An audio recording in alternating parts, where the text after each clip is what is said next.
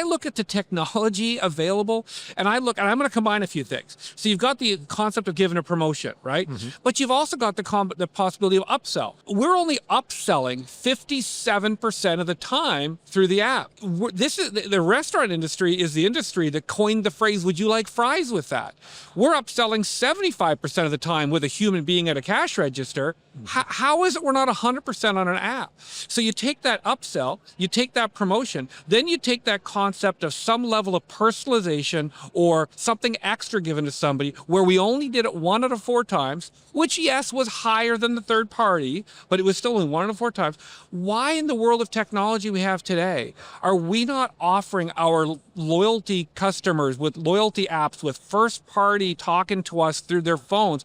Why are they not getting a personalized, gamified experience with me that has an upsell that interests them, that has a promotion that interests them, that is based on their buying behavior and their potential future trends? The technology is there, we're not using it.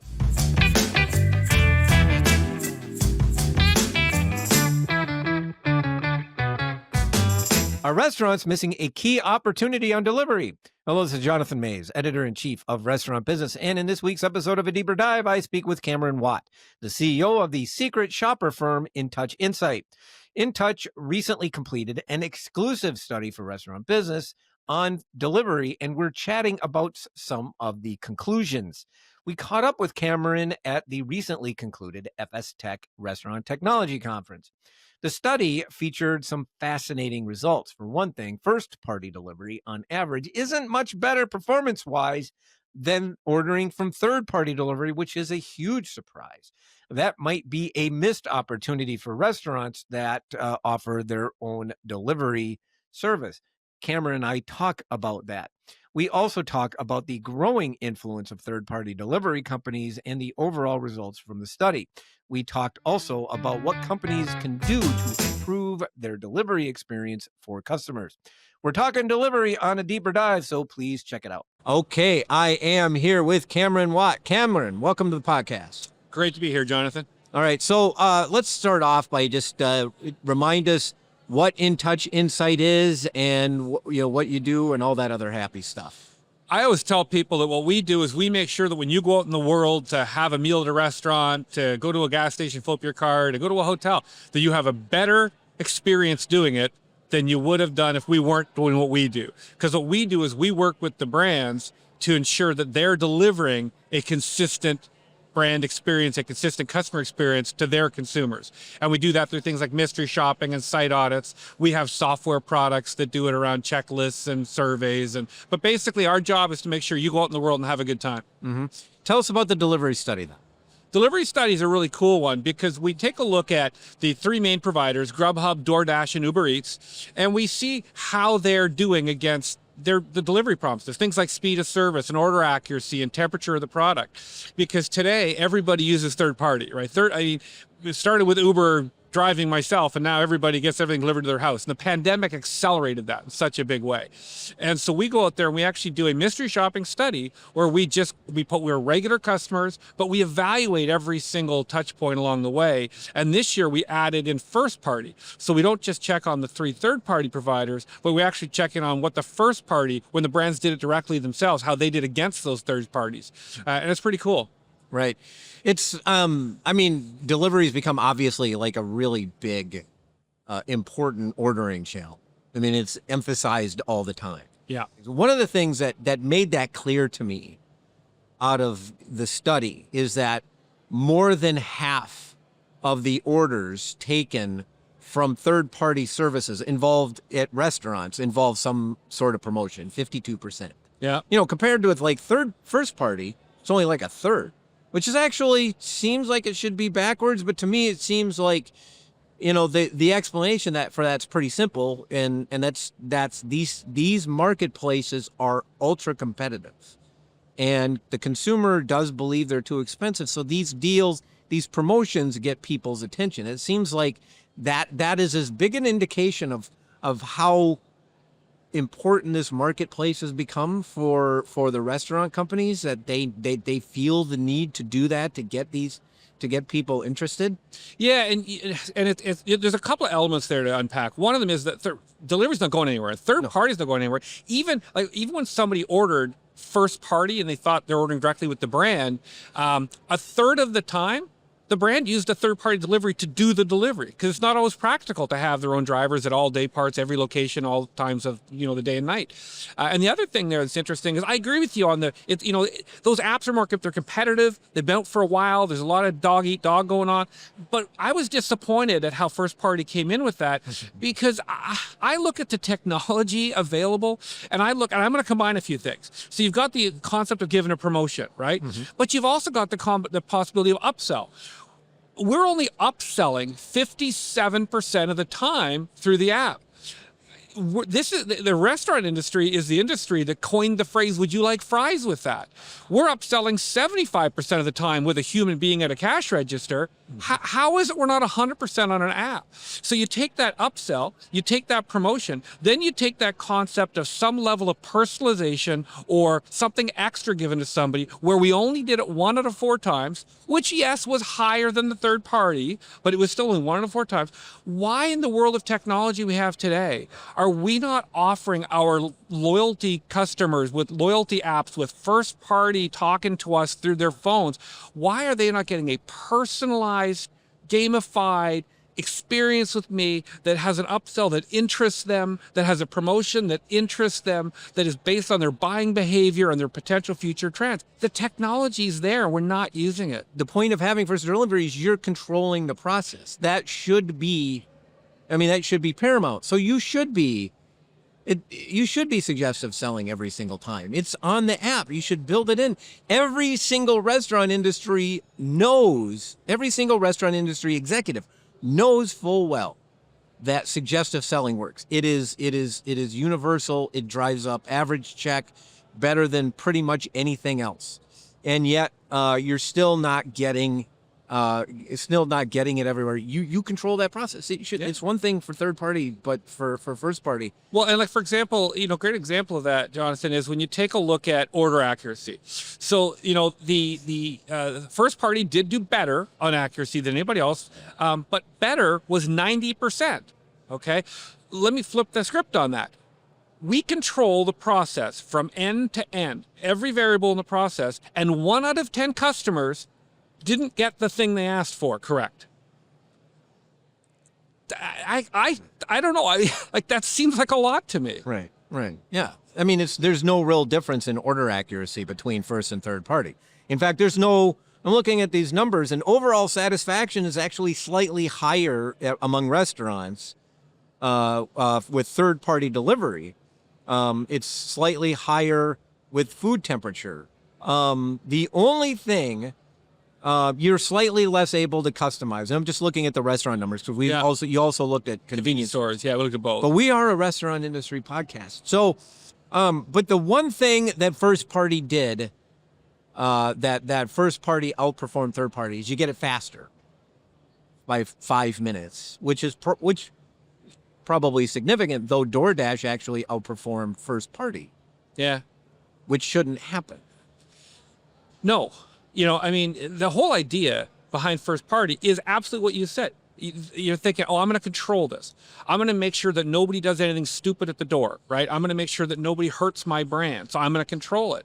But you're trying to control the uncontrollable to a certain degree because we're using third party anyways, right? Mm-hmm. And so some of that clouds into it. And the speed, one of the things that gets into the speed is order batching, right? When the first party were order batched, the temperatures were not on track 14% of the time more when the first party order batch versus when they did a direct delivery, right? So part of it's that whole operational figuring out when you're busy and staffing models and how many people and when to have them and when you have to outsource. And it's not without its challenges, but we're not hitting the mark. One quick point on that satisfaction levels that you talk about. Mm-hmm. Absolutely. Third party is higher than first party. Mm-hmm. And it's not because first party is delivering necessarily a lot worse than.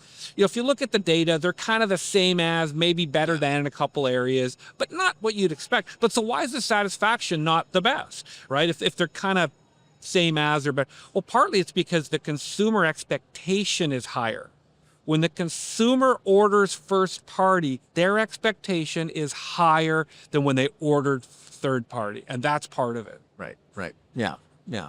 Low expectation, sir, is the key to happiness. And That is what I tell my wife all of the time. if you zoom out, what is your broad conclusion from this year's study? What would you say is your broad conclusion after looking at this?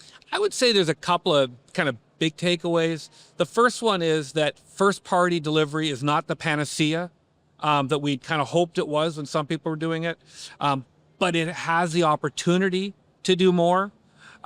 So does third party, right? And I would think that, one of the things we have to do a better job of is measuring all channels of distribution. I think most restaurants are pretty good at measuring the stuff inside their four walls, in terms of how they're doing, and, there's all kinds of ways to measure, but I don't think we do a lot of measuring on once it leaves our door. I don't think there's a lot of tracking and follow-up, and whether it's first or third party, I don't think we're doing a lot of measuring, and I think we've got room to improve when it leaves our building.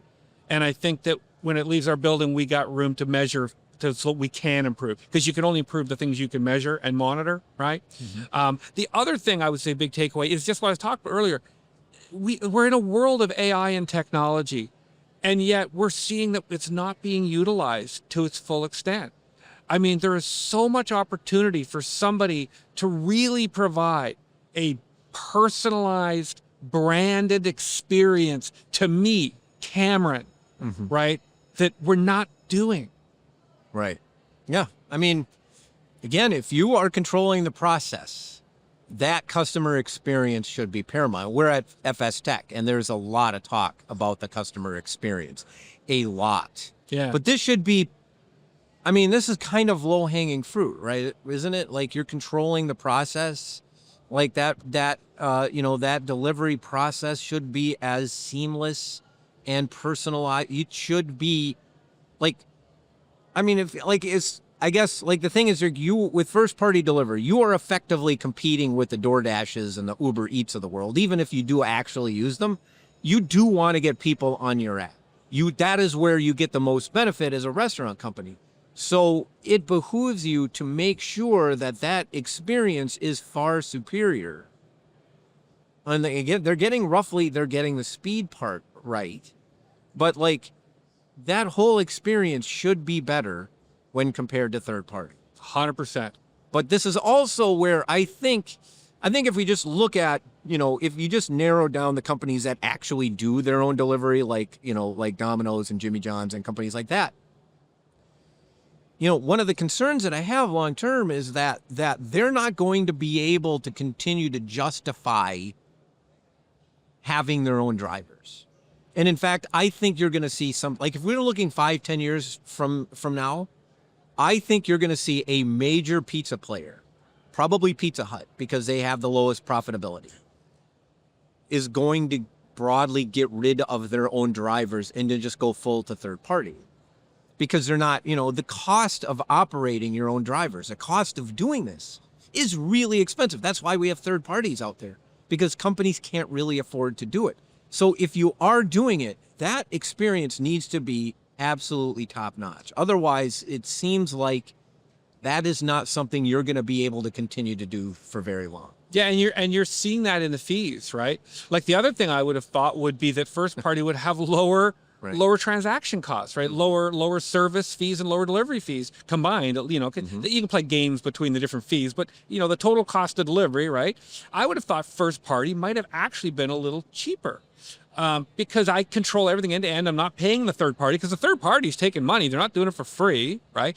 And yet we actually charge more fees for the first party than any of the third party apps do at the end of the day, once you include those high delivery fees in there.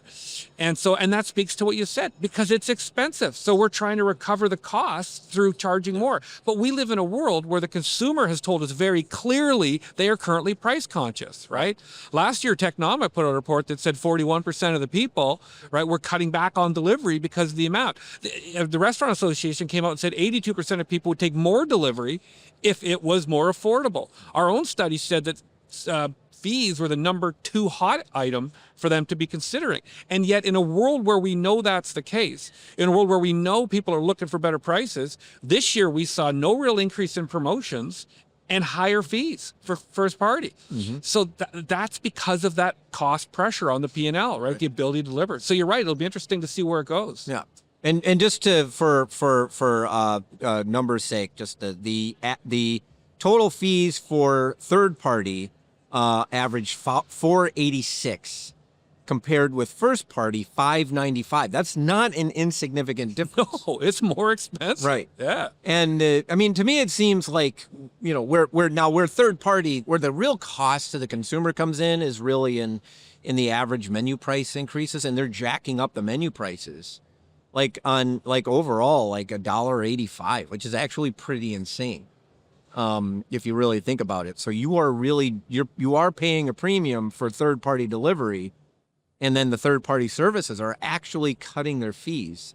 And they cut their fees, like every single service cut their fees. I think DoorDash went from $5.90 to $4.08. They really cut their fees. Uber Eats from $6.38 to $5.79. Grubhub $5.08 to $4.72. Of course, you know, the big one cuts it by the most, which is probably deliberate. Yeah. But yeah, so I mean, they're cutting their fees to the consumer, and first party is now actually more expensive at least from a delivery. DoorDash is down a little over $4, and we're pushing $6 on first party, right? So, it's an interesting dichotomy, right? You're in a world where the consumers are asking for something better, something cheaper, and that's why I say one of my big takeaways is that room for personalization. You know, because consumers don't say we want, like when you ask them, they don't say, oh, we want the cheapest thing. Right. They say they want convenience and they want value. And value is not the cheapest thing. Value is an equation. It's what are you getting compared to what you're paying, right? So if you want me to pay enough to support your mechanisms, you want me to pay enough to support your infrastructure and your costs, what do I get? Right? What are you giving me that gives me that personalized, customized, seamless, frictionless experience, right? Where I get what I wanted, I get it hot, and I'm happy, right? Mm-hmm. How do you give me that? It doesn't have to be the cheapest, but you got to add value. Yeah. No, you also looked at convenience stores. Yes. And you've looked at convenience stores each year. You've done the study. And it really seems that delivery from convenience stores is actually getting better. It seems like, to me, it is more a maturing service in the convenience stores, whereas restaurants have now had it for a few years. And so the gap in quality of service between convenience stores and restaurants is really narrowing. And in fact, convenience stores in some measures do a little bit better than restaurants, which I think if I'm a fast food restaurant that has a lot of delivery, I'm probably a little concerned about. Yes. Because, you know, convenience stores are like, I mean, we've talked about this ad nauseum for years. They've been pushing very aggressively into prepared food. We just had a big one we just had Racetrack buying pot, yeah, for God's sakes. Well, and 7-Eleven announced they're building 1,300 stores between now and 2030, and those are food service focused stores. Right. And now they're getting better on delivery, which is that is the ordering channel besides the on your way to work channel. But like that's a potentially significant issue for restaurants if they're improving on the delivery front. Yeah, and we've seen them bridge the gap on some of the key metrics, exceed restaurants in another area. And one of the issues year over year is that the convenience stores have gotten better, and we've actually seen the restaurants have gotten worse. And that's partly how the gap got bridged. And we see it in the overall satisfaction. Last year, we did this study, the gap between convenience and restaurants, there was an 11-point gap that the restaurants enjoyed. This year, it's down to 6. Right. And it's because of those executional elements where they're coming closer together. Right. Yeah. It's, to me, I look at this and there are a lot of areas of concern for me for restaurants that operate delivery. It's, the first party element is an area of concern. Certainly the convenience store element is an area of concern. Yeah. And at a time when restaurants, frankly, need the traffic. It is not an industry that is flush with customers at the moment. And that means these customers are pretty crucial. Anything surprise you about this year's study? You know, I mean, the biggest surprise to me was that restaurants slipped backwards and that they weren't, getting better. Because the goal is always to measure, monitor, and improve, right? And it got worse, and that surprised me. And the performance of first party surprised me. I thought with the whole point being I control everything end to end, that it just would have been, I don't know, better. Those are probably two of the things that kind of jumped out at me. Yeah, yeah. I mean, it's the one I will say that one thing that has improved definitely in the restaurant space is that it's faster. It's a faster service. They're not necessarily at doing a better job at meeting their promoted time, but they're doing a better job of setting the expectation once the delivery order is made. Yeah, but they're missing the expected time by more than they're missing the promoted time, right? So and you'd think that's because we must be offering tighter times, right? But we're not. I think it was I'm pretty sure it was DoorDash was 3%, 3 minutes. I mean more. Grubhub was 5 minutes more. So we're actually promising a longer time on the promoted times, and we're hitting them less. And Uber Eats was the anomaly. They were 5.5 minutes faster, but they missed by 13% more than last year. And so you might think maybe that's a sales strategy, right? Because people decide if they're going to order or not. They they see 45 minutes, they go, no, thank you. They see 40, maybe they do it, maybe 35 they do. See, sales strategy. But then when you go to the expected time, it's worse. Uber Eats had the worst adherence to expected time. So it's not a sales strategy where then we know more. Like once you get to expected time, you know more about the order, you know more about the where it's going, what it is, and yet we're actually hitting that time less than even the promoted time. So that's the executional stuff I'm talking about where we kind of didn't get better. We got worse, and that's one of my kind of surprise moments. It's like, but why? Like this is the stuff we're supposed to be getting better at. Right. Yeah, I mean, the industry, like restaurants have had these, delivery, third-party delivery, just third-party, like first-party delivery has been around at certain companies for a long time, but third-party delivery, we've really been using it aggressively for now 5 years. Probably at this point, they should be showing a bit more progress. Yeah, and that's I would agree. Right. But I still think they're great services, though. Mm-hmm. I think we're going to have to, I don't think we should be leaning out of delivery. I think we need to lean in. I think we need to lean into first party where it's possible and practical. I think we need to lean into third party.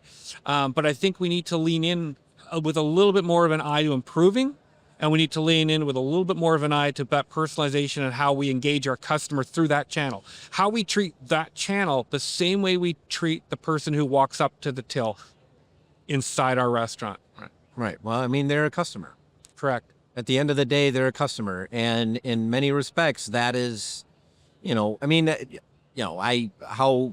incremental delivery is at this particular stage and stuff like that is a matter of debate. But the fact of the matter is there's a really good chance that customer that's ordering delivery from you, is somebody that you have a potential to impress. And so you should you really should be focusing on doing a really good job for this service. And by the way, they're paying a lot of money. I mean, the fees might have come down, but they are paying a substantial premium to order this service. It is the most expensive order relative to the cost, relative to everything else that you're taking. So that is a potentially very valuable customer. And so it seems to me like getting that execution right on delivery is really, really crucial to me. So now what would be your top recommendations for companies to try to improve the delivery? So like what would you say they should do? Well, everybody today has some type of monitoring on their own operations, whether it's franchise, corporate. They've got area supervision and leadership that comes in and does checklists and does visits. They'll use services like mystery shopping or audit services, right?